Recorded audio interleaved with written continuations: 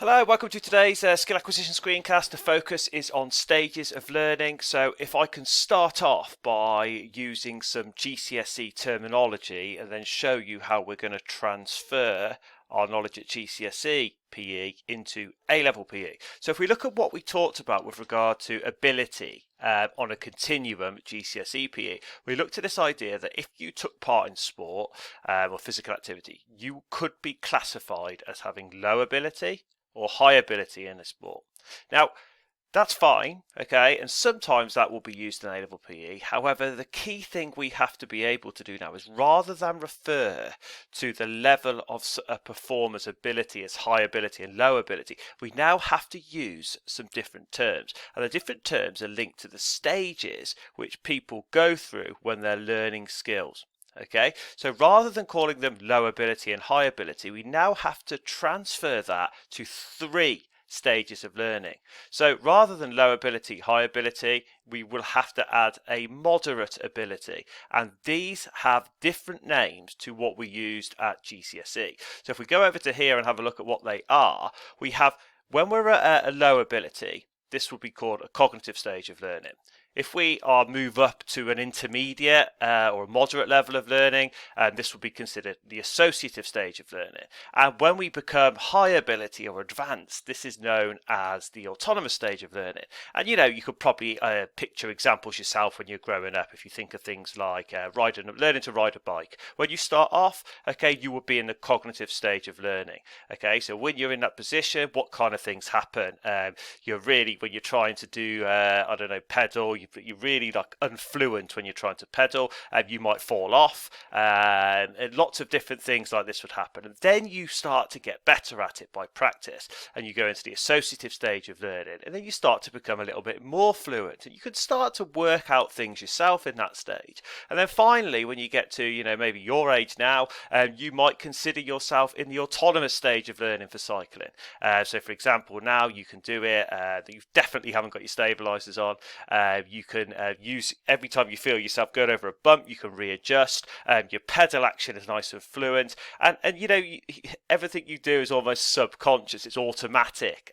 You can do it without thinking, and that's what happens when we go through the learning of different skills. I'm just going to put a little example in here linked to the sport or different sports. So we're going to use a specific example today in today's lesson, which is going to be basketball dribbling. So if I just very quickly gave you an example of how they might look, or someone going through the three stages of learning when learning basketball dribble, it might be that a cognitive stage learner tries to dribble a basketball but it keeps going above their head. It's out of control.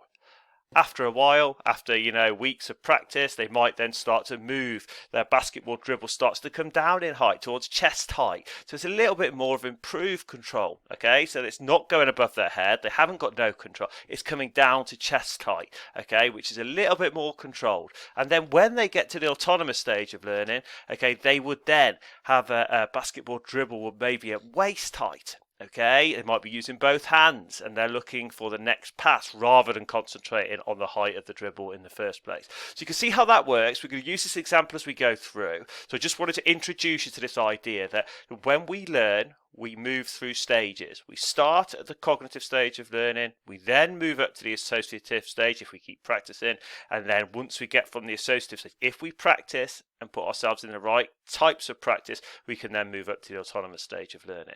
Okay, and some of you will feel you're in the autonomous stage of learning for your sports now. Okay, so that's the introduction to the stages of learning. Let's have a look at how and what we have to do to be successful when learning about it. Now, in the exam, what you're going to be required to do, you have to be able to describe and memorize characteristics of each of the stages of learning. So when we pass through the stages, what characterizes our performance? And on top of that, every time we give a characteristic of the stage of learning a performer is in, we have to be able to give a skill-based example of what that would look like. And I think that's a really, really important part of it. Now, if that's where we're going to go, that's going to be our key kind of objectives over the screencast. If I then move you on to what we're going to do first. Now, the first thing I want to do, if we're going to describe the characteristics of stages of learning, I want to take you through some really, really important, a really important technique.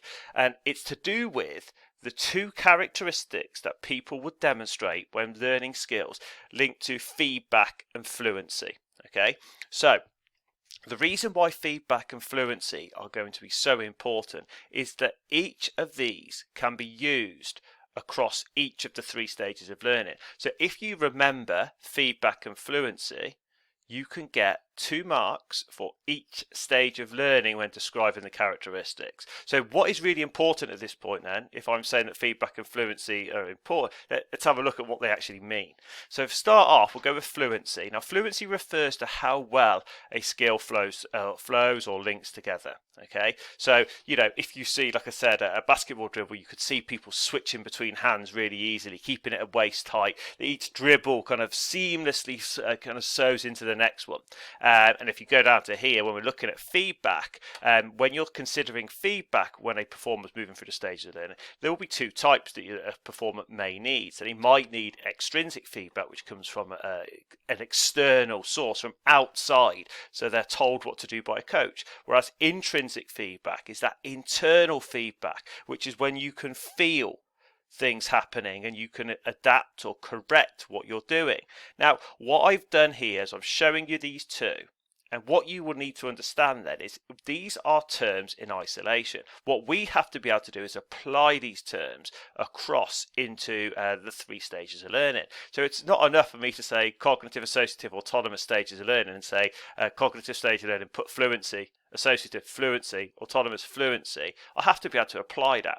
So it's a really simple thing to do. So if I start you off with this, so what we have to say with regard to the cognitive stage of learning, the performer who is in the cognitive stage of learning, okay, will have low levels of fluency, but we have to start it with that. Okay, but we have to have that stem. They have low levels of fluency. We'll look at some examples of that in a second. Now, if we move into the associative stage of learning, they would have improved levels of fluency. And finally, if we go on to the autonomous stage of learning, they will have high levels of fluency. And you can see by one word with the right stem before it will allow us to have a very simple characteristic. Okay, and I think that's a really, really important thing to start with. Now, when we have talk about feedback and we try and apply it across the 3 stages of learning, it's really important that we consider what type of feedback each stage of learning might rely on or use. Now, you could probably work this out. Okay, so if I said to you at this point, the cognitive stage of learning, which type of feedback would they rely on, then you could probably be able to work out that if you're in the cognitive stage of learning, you rely on extrinsic feedback. Okay, so you need the coach to tell you what to do. Okay, when you come into the associative stage of learning, you can start to use intrinsic feedback. So you can start to feel when you're doing the skill wrong and make little adaptations, not brilliantly, but you can start to use it. And then when you get to the autonomous stage of learning, you can use intrinsic feedback to detect and correct your own errors. You don't need a coach to tell you. You can feel when you're doing things wrong, you can detect it, and often you can then correct it yourself. Okay, so that is an example of how you use, and I feel like I want to do that separately because if you can remember that fluency and feedback are 2 characteristics and then you can apply them by using the correct stem or application, it really puts you in a good position. Okay, so make sure you have those as a separate section, and now what I'm going to do is isolate each stage of learning and go through the characteristics linked to examples for each of those. So if we start onto here then, so we now need to apply those additional characteristics as well as feedback and fluency to sporting examples. Now I am going to use a concrete example. What that means is it's an example that hopefully you can apply all of the characteristics to. Okay, that's what I want you to use for now, and then as we build into the lesson and future lessons, you can start to add your own examples, but for now I'm going to use one so that everyone's using the same one, and then when you feel ready you can start to use examples from your own sport. Okay, so let's have a look then. First stage of learning that we go through, the cognitive stage of learning. So you will already know the first 2. Okay, so the cognitive stage of learning then, low levels of fluency. Now let's link that to a basketball dribble. So if a basketball player was showing dribbling, low levels of fluency, it would mean the basketball dribble will be above head height with no control. And we used that example earlier in the screencast. Now, the second one we looked at was from the previous slide, we looked at feedback. So extrinsic feedback is relied on. So if a basketball player is dribbling, they require the coach telling the performer how to dribble. Okay, so they rely on the coach telling, right, keep it here, use it, spread your fingers out. Okay, so they rely on that. The next thing we have to have a look at, a next characteristic, which is a new one. In the cognitive stage of learning, the performer has to create a mental picture.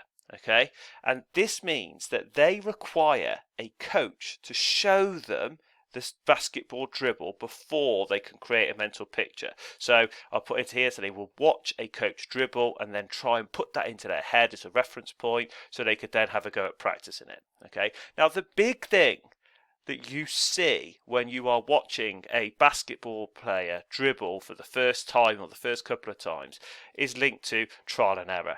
You will notice them trying a lot but also making a lot of errors. In terms of what that looks like with regard to a basketball dribble, you would see the basketball dribbler making lots of mistakes. Okay, so it might be, anyone who knows basketball, it could be double dribble, for example. They dribble, then they catch it, dribble, catch it, when you're not allowed to catch it, because once you've caught it after a dribble, you then have to pass. Okay, so that could be an example if you wanted to put something specific. On top of that, another characteristic within the cognitive stage of learning is consistency. There is a lack or low levels of consistency. And consistency means your ability to repeat a skill successfully over and over again.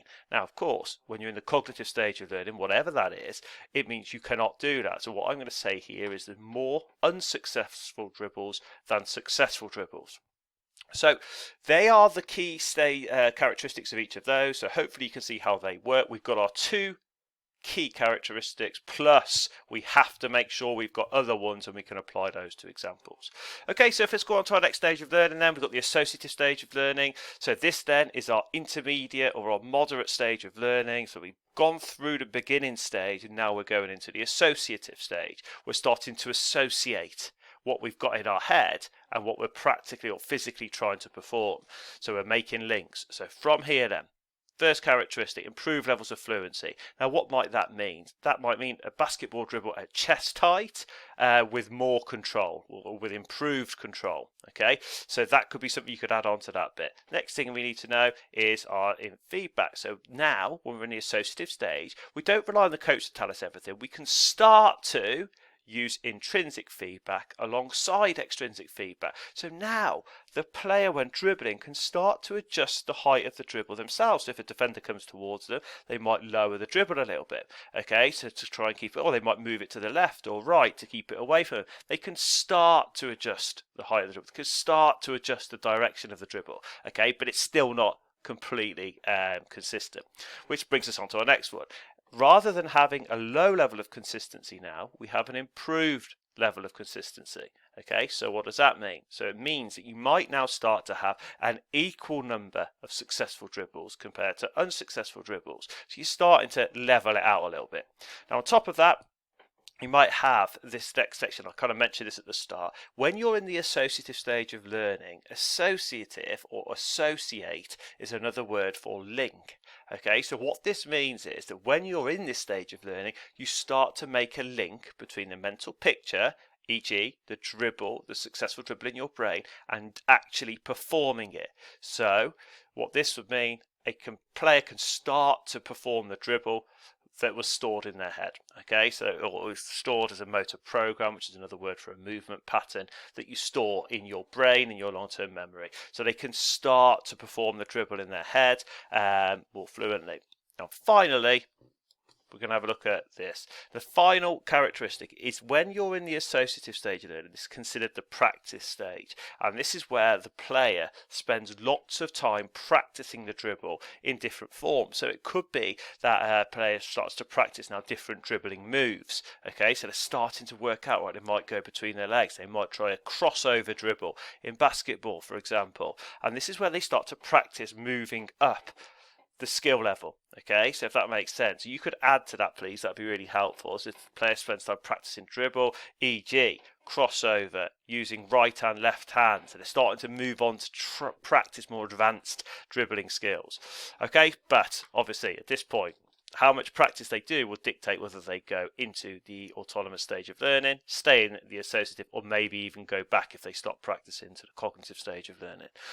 Okay, so if that's our associative stage of learning, let's move on to the final stage then. So now, as you can see, there is lots of words improved. Okay, so it's at this point we're at that halfway house really, okay, until we're getting into the advanced stage of learning, which is called the autonomous stage of learning. Can I just ask you to swap that for me, please, to autonomous stage of learning?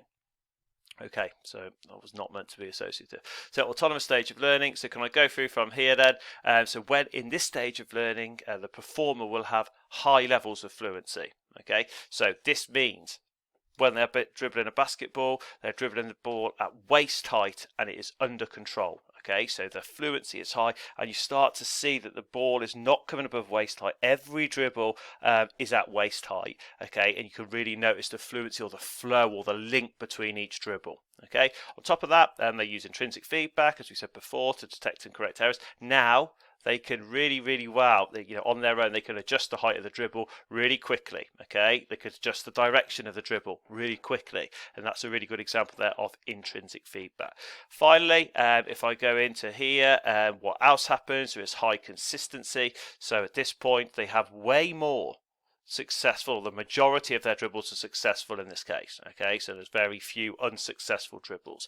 And sorry, the final one now, and I think this is really important one. What you notice when you are an elite performer in whatever you are doing is that you'll notice that when you watch elite football players, when you watch elite netball players, it's very rare that they're focusing on the ball or the actual execution of a pass or a dribble. What they are doing at this point is they are starting now to think about future passes and plays. So when a basketball player is dribbling, rather than thinking of this, they're thinking about what they're going to do next, what the next play is. So for example, where the person they're going to pass to is going to run to. These are examples of tactics and strategies. You might be thinking about specific basketball moves such as pick and roll. I'm sure you can start to think of things in your own sport. So when you are in the autonomous stage of learning, you can start to focus on tactics and strategies.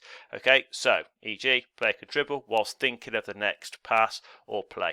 Okay, so could I ask you to just make sure, just to reiterate, that should be the autonomous stage of learning. Please, can you change that for me? That'd be really helpful. Okay, please make good notes on this. We'll have a look at applying this to exam questions when you are in lesson.